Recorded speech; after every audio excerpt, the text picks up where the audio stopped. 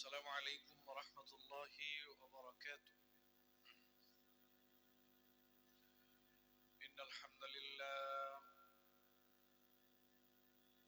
لله نحمده ونستعينه ونستغفره ونعوذ بالله من شرور أنفسنا ومن سيئات أعمالنا. من يهده الله فلا مضل له ومن يضلله فلا هادي له. ونشهد أن لا إله إلا الله وحده لا شريك له.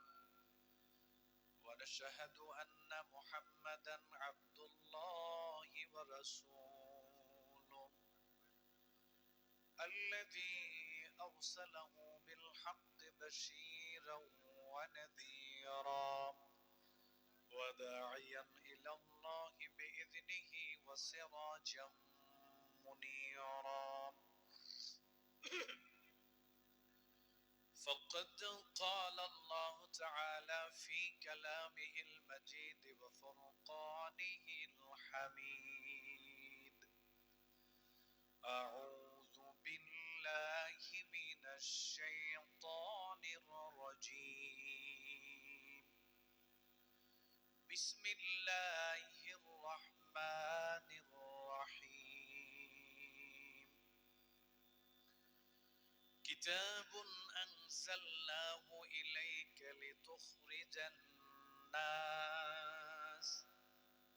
لتخرج الناس من الظلمات إلى النور. وقال تعالى: وقال الرسول يا رب إن قوم اتخذوا هذا القرآن مهجورا. وقال تعالى في شان حبيبي: إن الله وملائكته يصلون على النبي يا أيها الذين آمنوا صلوا عليه وسلموا تسليما. اللهم صل على محمد وعلى آل محمد كما صليت على إبراهيم وعلى آل إبراهيم إنك حميد مجيد.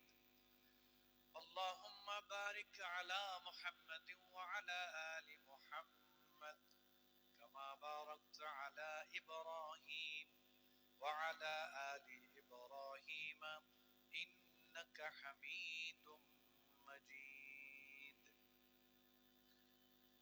عن عبد الله بن مالك الأشعري رضي الله تعالى عنه قال: قال النبي صلى الله عليه وسلم: والقرآن حجة لك أو عليك أو كما قال عليه الصلاة والسلام. মিরপুর ফতেপুর কারিগরি মাদ্রাসা ও এতিমখানার উদ্যোগে আয়োজিত